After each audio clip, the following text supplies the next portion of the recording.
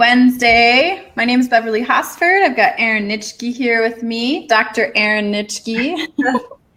We are chatting live from the NFPT Facebook page today about how to make exercise enjoyable and fun. This is episode 38 of NFPT Live. We're really excited to have made it this far with the show. So there's lots of ways to make exercise fun. You can set goals, you can change up the music, you can get a trainer. Some people this morning in my Facebook feed said that you could drink alcohol to make it more fun. I don't know if I agree with that, but you'll have to check out our alcohol episode if you want to learn more about how alcohol affects fitness. We had some people talk about planning them ahead of time and competition. So there's a lot of ways to mix up exercise. We've got three we've really thought this through, and we have some pretty thoughtful, mindful ways for you to make exercise more enjoyable and fun, whether it's for you or for your clients. So tune on in. If you have anyone else that you'd like to share the show with, go ahead and share it. I'm going to send a quick tweet out there and a Facebook post to let people know we're on right now. How are you doing today, Erin? I'm good. I'm very good. I'm ready for spring, like real spring, not snow. Yeah. How about you? Real spring. I hear ya. Yeah, I'm definitely ready for spring too. What about you guys? Does anyone have spring happening where you're at? Please let us know in the comments. And feel free to post what you do to make exercise enjoyable and fun. We'd love to hear from you. So I see we have some people joining us. Hi, Myra. Hi, Mandy. So Erin, why don't you start us off with our first tip for making exercise enjoyable and fun? I love this one. Okay. So the first one is perceptions and really taking a look at those internal factors. And I think one of the things that doesn't get enough attention or we don't think about it enough in terms of how it shapes us is past experiences with exercise. Mm-hmm. So if you think back and maybe you were somebody that is just not a competitive individual and you were forced to, play baseball in physical education classes or something like that, and that just didn't speak to you, it might not be the fact that now you think exercise is actually work or it's not enjoyable. It might just be the fact that you're harboring that memory and that kind of distaste for exercise because you had an experience that you didn't enjoy. I remember being in physical education classes and I absolutely could not stand being forced to play kickball and that kind of stuff. It's just not my jam. I don't like it. I would much rather do something else. So for a long time, I dreaded it. And then look at the profession that I ended up in. So kind of ironic. But yeah, it's you have to kind of reshape your perception. And so it doesn't have to be that exercise takes place inside four walls of a gym. Mm-hmm. And I think that's where exercise and physical activity, just the very definitions of them, they are different. They're often used interchangeably, but they don't mean the same thing. Being physically active is different than that structured, strategic kind of thought out plan that you execute inside of a gym or with a trainer or something like that. Physical activity is really like engaging in leisure time activity and just more movement throughout the day. So if you're coming into exercise thinking, I don't want to go to the gym, I don't want to deal with the crowds and the people sweating next to me or whatever turns you off about it, think about ways just to get more movement. Do you like to just take a stroll outside? That's movement. And believe it or not, it is burning calories. Mm-hmm.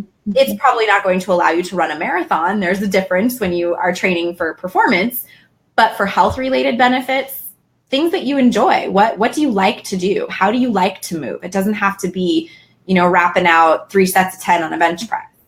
Yeah, I love that. Especially because when I was obviously end of pregnancy, early postpartum, I wasn't really doing a lot of cardio. And then when it was time to get back into cardio again, I had all these fears came up from earlier in my fitness career about like being injured, because when I would do cardio when I was younger, I would get injured. And it was weird that it came back up because I'd been doing cardio successfully for almost a decade without injuries, but it like came back up again. Something about giving birth like brings up stuff. And so it took me some time to be like, hey, you're not going to get injured. You know how to do this.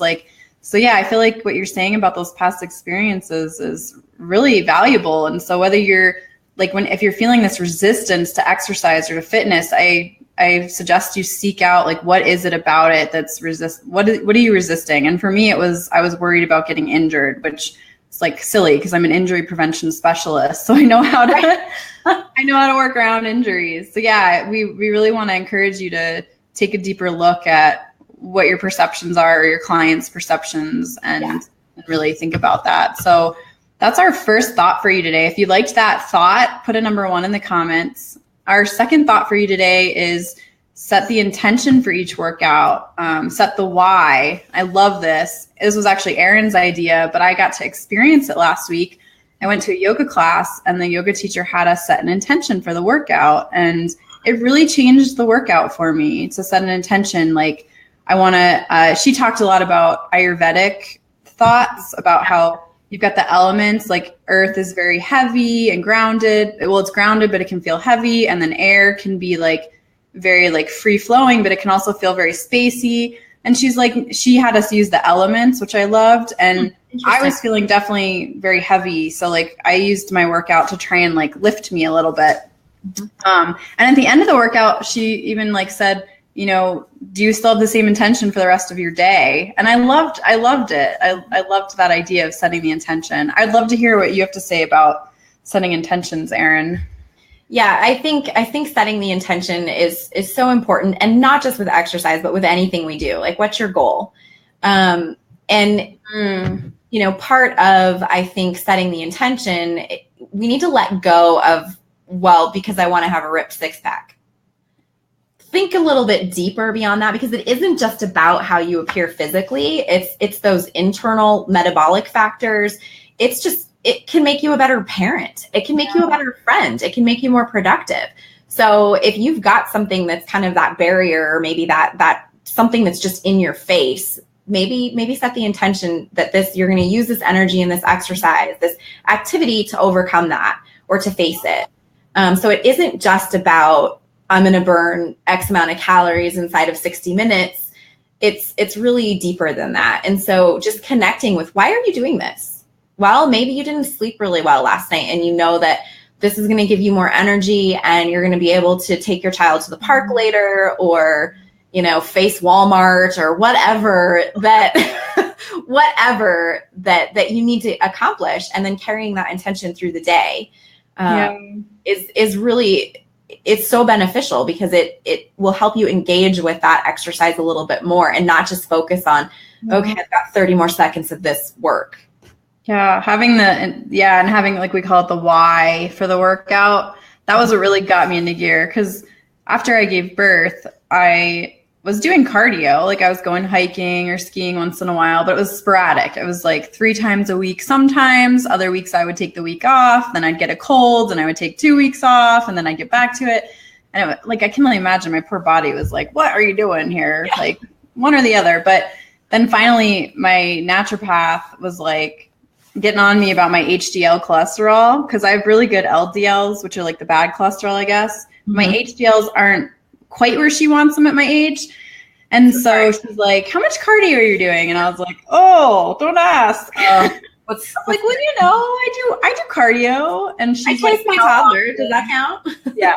She's like, how often? So she became my personal trainer of sorts. And I was like, yeah, it's sporadic. She's like, 4 to 7 days a week, get your heart rate up. And I was like, oh yeah, I'm not doing that. So ever since she said that, that's like my underlying why. That's like my big why. Like, I want that HDL to be up. And I think it's really exciting to like experiment and see if exercise is going to bring it up for me, if I'm more consistent.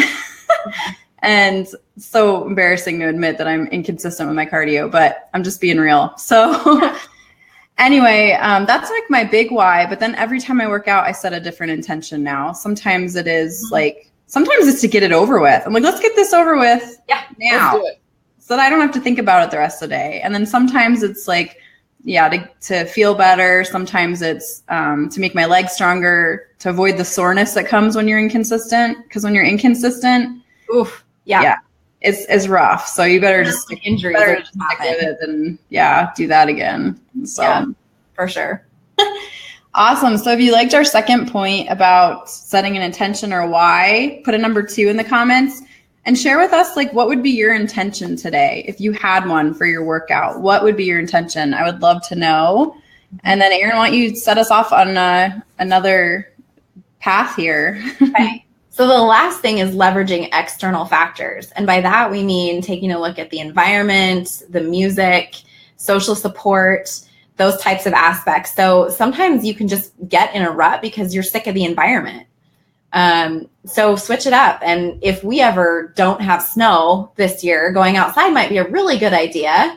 So leveraging that environment and looking at how you can switch it up. Sometimes all it takes is just a change of scenery. Sometimes it's doing yoga in the park, or it's, getting a bunch of friends together and just taking a walk outside around the neighborhood, or maybe it's walking downtown, something like that, just to kind of clear out those cobwebs and get rid of that kind of cabin fever feeling that you might get when you're stuck doing in the same space all the time. And when you change your space, you can change your energy, because you often will absorb the energy around you. So that's something to keep in mind. And then sometimes it's just like, what's your fight song? Like shift that playlist and find something that really gets you going and is like, yes, I can do this. And you can kind of get lost in it. If you don't necessarily like doing cardio, but it's something that you need to do, maybe bundle it with watching your guilty pleasure. Maybe you're all up into, Grey's Anatomy, or I don't know, whatever's on whatever on Netflix or Hulu. Maybe that's something to do too. So it's just kind of shifting those factors that are outside of you. It's not necessarily your internal motivation. It's not necessarily your past experiences, but it's how can I just make a change? And it can be the smallest change can completely shift how you feel about what you're doing. Yeah, that's awesome. Yeah, music I feel like is a really big one. Shifting the music, because I've been doing kind of the same workout for the last 2 weeks because I've been wanting to see the progress in it. And that's how I used to train my clients too. I would do like the same workout for a couple weeks and then we would change it so they could see themselves getting better. Right. But yeah, changing the music has helped me because I'm like, all right, these same 5 exercises today, 3 times over with rest intervals in between. And what I do at home is I do these high intensity intervals with breaks in between. And I've noticed how the breaks get shorter and shorter as you get more in shape. And that's really motivating too. So measuring progress can make it more fun and exciting, I think. And I loved what one of our NFPT trainers and contributors, Hannah, said this morning. She said that she writes her workouts before she does them, kind of like she does for her clients. So I'm a little more on the fly. Like I'm like, all right, what am I going to do today? And I just kind of come up with it.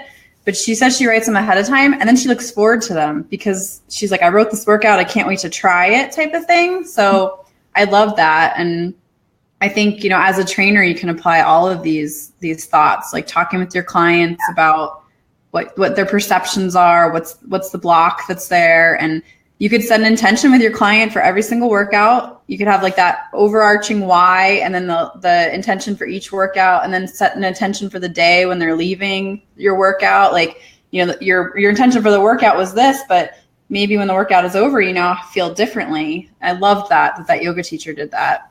Yeah. And of course, as a trainer, I feel like their main job is to mix it up. Yeah, absolutely. There's something to be said for consistency and, especially if you've got a goal for, increasing the ratio of strength between the quads and the hamstrings or something like that. There are specific training tactics you can do to accomplish that physical goal, that performance goal.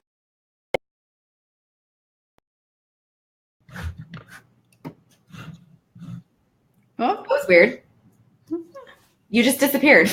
Or did I disappear? Anyway. I don't know, but we're here. We're here. And take 2. So sometimes it's just about, keeping in mind why you're doing it and then leaving that intention there when you're done with your workout. And then, okay, now I can go and tackle the rest of my day, or maybe I can sleep soundly now or something like that. Yeah, that's great. So yeah, if you liked our third idea about mixing it up and shaking it up, changing the environment, put a number 3 in the comments and I'll just see. Oh, you're welcome, Myra. Myra says, thanks for being real, Bev. I'm inconsistent as well. Yeah. Aren't we all? And Angie says the weather is making her motivation low. She's been pining for spring.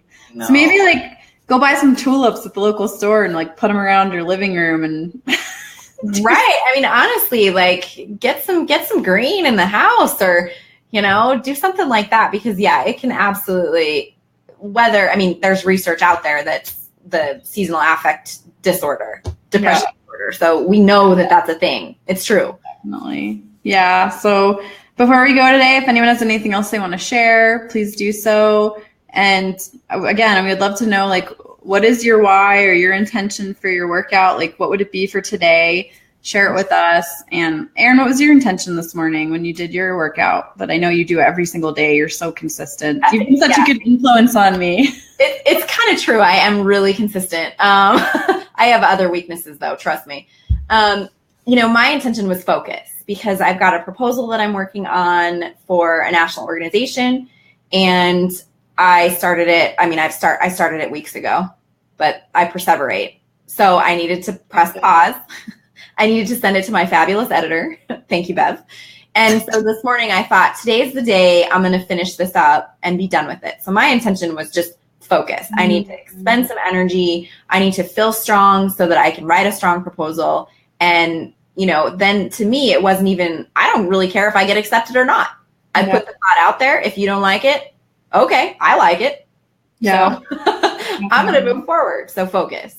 That's awesome. Yeah, I love the word focus. It makes me think of body awareness too. Like when I do my workouts, sometimes I want to be distracted, but sometimes I just focus on my feet, and I scan my body. Without each rep I do, I'll scan a different part of my body. Like, what are my feet doing during this squat? What are my knees doing? And and then before I know it, I'm done with the interval. And it's like, so I love using body awareness sometimes as a tool to make exercise more enjoyable and helps you tune in. So that's awesome. Well, that was a bonus tip for you. I think we're going to wrap it up here today. And we appreciate you all joining us.